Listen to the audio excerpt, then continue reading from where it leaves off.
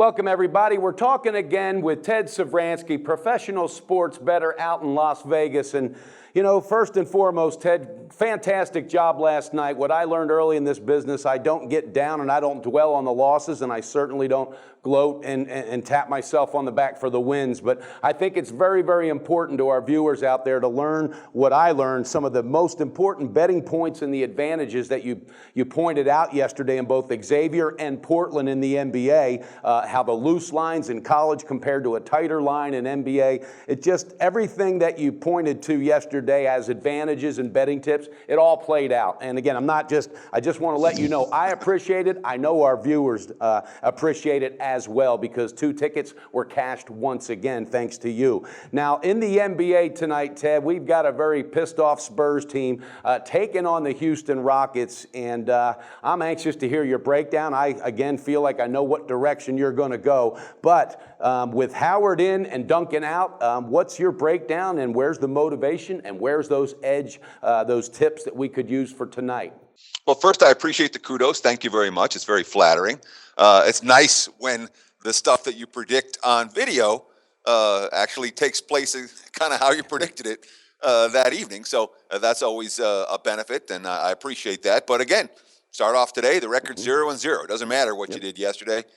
That's the beauty of this business. It doesn't matter if you're red hot, you're ice cold. You wake up every morning, and it's just about what can you accomplish on this particular day. So for today, we've got Spurs and Rockets on ESPN tonight, and it's funny. My first handicap of this game is just an absolute knee-jerk. I'm like, San Antonio off a blowout loss, I want San Antonio. All right, let's go look at some hard numbers. Well, gee, the hard numbers make the knee-jerk reaction say, all right, well, I kind of like them. Now I definitely like them. Spurs off a loss this year, a previous loss this year, 6-0 straight up, 6-0 against the spread. They've won all of those games. Their smallest margin of victory was 10 points in those post-loss contests, and the average is closer to 20. I mean, they have just throttled teams immediately following the loss. And you read some of the post-game quotes from San Antonio after that debacle in Golden State the other night, and the quotes were very clear. Yeah, this game's over. Let's move on to the next one.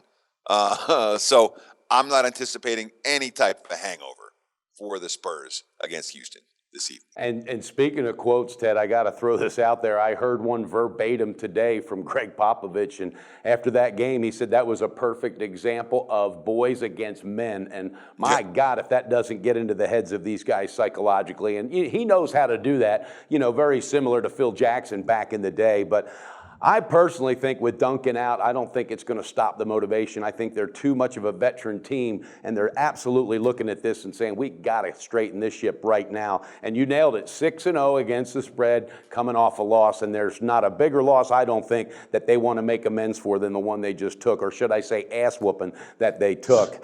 Now, let me jump in real quick, because I want to talk about Pop for just a minute. Okay. In watching the game the other night and watching San Antonio not make adjustments, you know, their ball handling was atrocious in that contest, 26 turnovers, and that allowed Golden State to shoot 52% from the floor. It's not like the Spurs played horrific half-court defense. They just couldn't stop Golden State off all those turnovers. And in watching the game and San Antonio just falling further and further behind and then basically mailing it in by the fourth quarter, I'm sitting there going, is Pop playing the long con right now? Because we trust Popovich so much compared to the average NBA head coach. And Popovich's teams they do not get blown out like that. They don't wave the white flag very often when they do. And I'm just wondering, is Pop, the way that game played out, is Pop looking to light a fire under his team the next time they play Golden State? Is he looking to make the Warriors overconfident when they face San Antonio? Because frankly, here we are. It's still January.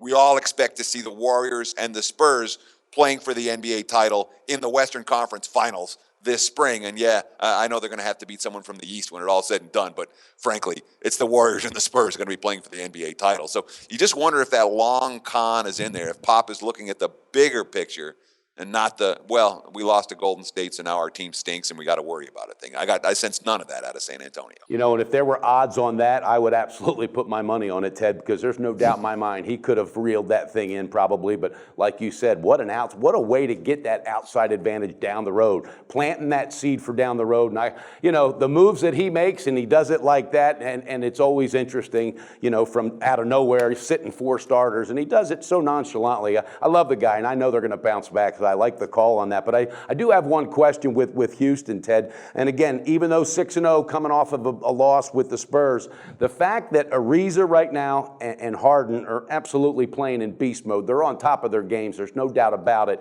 And Howard coming back in. You think there's any shot that they may just quietly be under the radar tonight for a win? Oh yeah, there's a shot. I don't think that San Antonio is a lock here. I'm not going to, mortgage the house and take all the money down to the sports book and bet it on the Spurs this evening. Of course, there's a shot. Houston beat San Antonio just over Christmas. Of course, the Spurs got their revenge in the rematch. Yes, and it's worth noting Dwight Howard dominated that rematch. He had 22 points, a dozen boards. He was a big factor for Houston, and the Spurs still won by 18.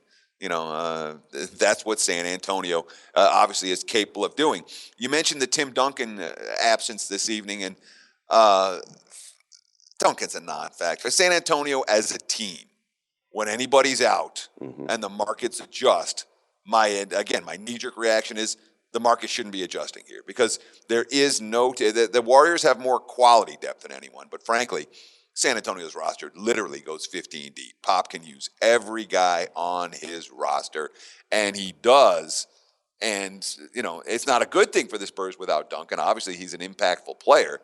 But in terms of their ability to replace anyone on any given night, including Tim Duncan, in my mind, it's a not factor. And if the betting markets are adjusting for it, they probably shouldn't. Yeah, and that's why when I opened it up with Duncan being out, that doesn't sway me a bit because they're not only deep, but they're well coached being deep, and that won't be a factor. I just think, like you, I just think that motivation for this game because of what happened is just too huge here for Houston to overcome. And let's not forget, all right, besides that Christmas Day win, the Spurs have taken 4 out of 5 against them. They know how to play this team, so I look for them to be huge. And I think Howard, if anything, might be a little rusty. And again, that's why they play the game. All right, viewers, you heard it. Jump on the Spurs. It's available some spots -9.5, most -10. It's a solid play, and Ted Sevransky's not going to steer us the wrong direction. Ted, thanks so much for your input, your breakdown. We look forward to getting back with you again real soon, and beat the book tonight and have a great night, my friend.